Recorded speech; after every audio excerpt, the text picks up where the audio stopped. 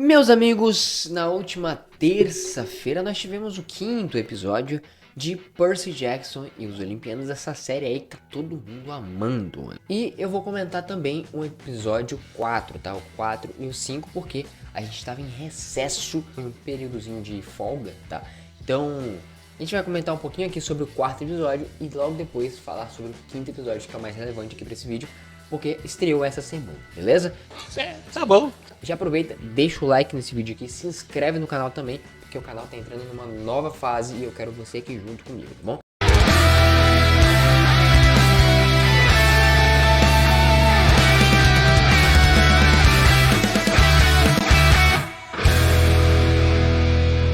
E aí, meus queridos amigos, o Will aqui e, cara, Percy Jackson tá aí com seu 4º e 5º episódio já praticamente saindo o 6º episódio, já nas próximas semanas, né? 4 episódios nós vimos ali o Percy, a Annabeth e o Grover. Eles entraram dentro do trem, né?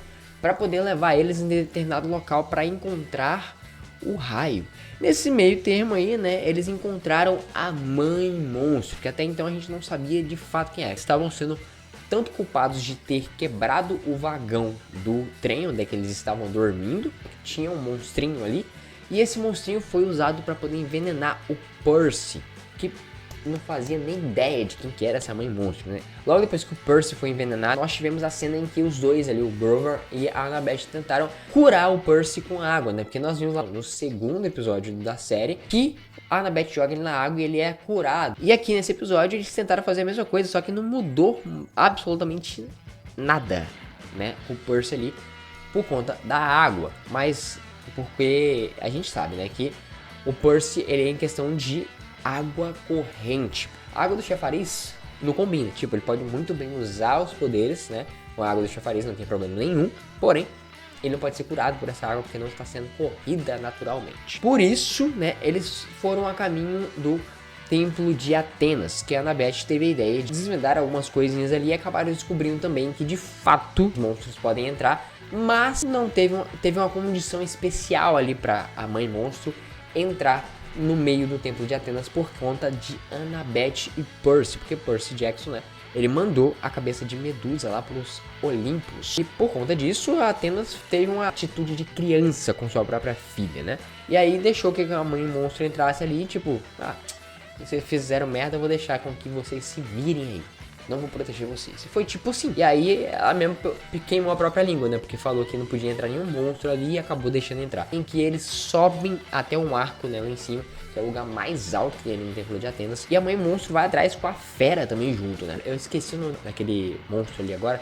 Mas se vocês souberem, comenta aqui embaixo, tá bom? E aí o Percy, mesmo ruim da saúde ali, quase morrendo, tentou lutar contra esse monstro, jogando a Annabeth e o Grover pra trás, pra porta, né? Porque ele não queria que eles lutassem. A luta é do Percy, né? Porque é o pai dele que pediu. Então, e aí ele foi tentar enfrentar esse monstro sozinho. Não conseguiu. Na verdade, ele caiu, só que o pai dele foi lá e ajudou ele pela primeira vez. Nós tivemos o Poseidon ajudando o Percy. E vale ressaltar uma coisinha, tá? Que o Percy Jackson tem uma anestese, digamos assim, de água. Porque lá no início do episódio nós podemos ver que o Percy, ele tinha uma coisa assim, sabe? De nadar, sabe? Questão assim, desde pequeno, a mãe dele tentava inserir ele dentro de águas, né, oceano e tudo mais, né, e ali nós vemos já a primeira cena do episódio 4, e ele tá dentro de uma piscina, tá aprendendo a nadar, mas mesmo assim, ele, né, querendo ou não queria se soltar da mãe dele, né, que é a corrente mais forte que ele tem aí de confiança. E aí, pela primeira vez, nós vimos Percy Jackson respirando debaixo d'água, porque seu próprio pai falou que era pra respirar, né, então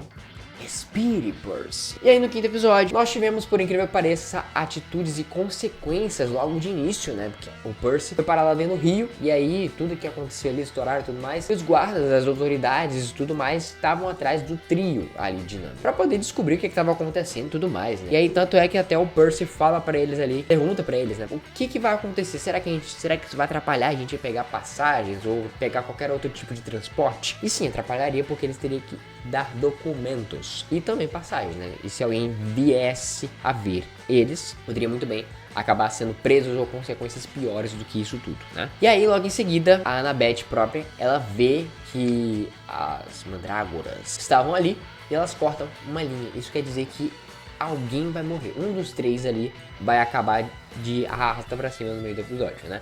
ou em algum momento da série. Eles embarcam numa estrada porque não queria pegar transporte nenhum, porque né, ia atrapalhar a jornada deles. Nesse meio termo aí, nós vemos mais ninguém menos que Ares, o deus da guerra, que é o primo do Percy. E ele oferece ajuda pro trio dinâmico, né? Eles não queriam de começo, mas depois aceitaram, né? E aí tem aquela coisa toda, né? Um deus nunca deixa ajuda pra você de graça, né? Ainda mais grego, né? Só que tinha uma condição por trás, ele tinha que pegar o escudo dele, que todo mundo sabe que o Ares tem uma estátua lá, né? Tem uma imagem e tudo mais com ele, com a espada e com o escudo de guerra, né? Então, ele tem uma figura de guerra, né? E esse escudo tava lá no parque do Hefesto, no deus do Hefesto, né? Só que antes disso aí, eu quero ressaltar uma coisinha. O próprio Ares falou ali que todos os deuses, a família olimpiana, né? Eles sempre tem essa rixa, né? De um querer passar por cima do outro, um querer pisar em cima do outro, pra ser melhor do que o outro, tudo mais. Isso deixou bem claro ao redor de quando o Ares estava conversando com o Grover. Mas quero destacar uma coisinha aqui bem sutil, que talvez ninguém tenha percebido, mas eu acho que vai ser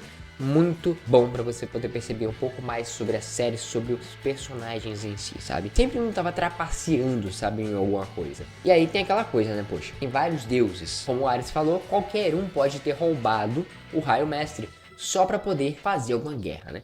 E independentemente do que aconteça, se eles pegarem o Raio Mestre ou não, vai ter uma guerra olimpiana. E o Grover engabelou muito bem o Ares ali, né, pra poder compensar em relação a ele e saber muito melhor quem de fato roubou o Raio Mestre. Nós vamos saber só no próximo episódio. Quem não leu os livros vai saber só no próximo episódio. Ele deu algumas dicas ali, fazer um vídeo de teoria, tá? Só sobre em relação a isso antes do sexto episódio lançar.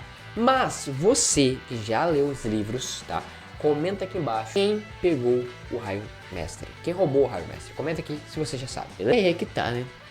Uma coisa aqui que eu quero muito trazer é que todos os personagens ali, eles têm uma alicerce, eles têm um caráter e tudo mais. Eles podem mudar conforme as suas características, as suas atitudes.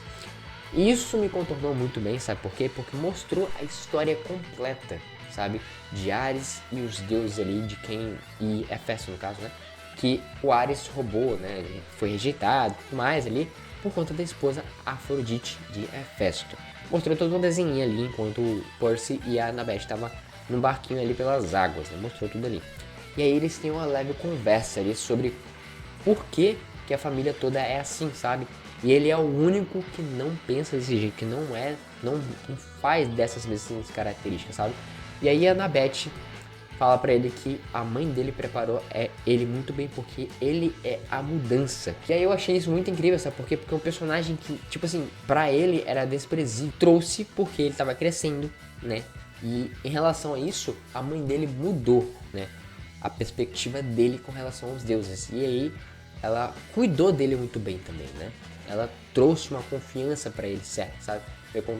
Confiar na própria mãe dele e nas atitudes dele também, como pode ser um semideus melhor, digamos assim.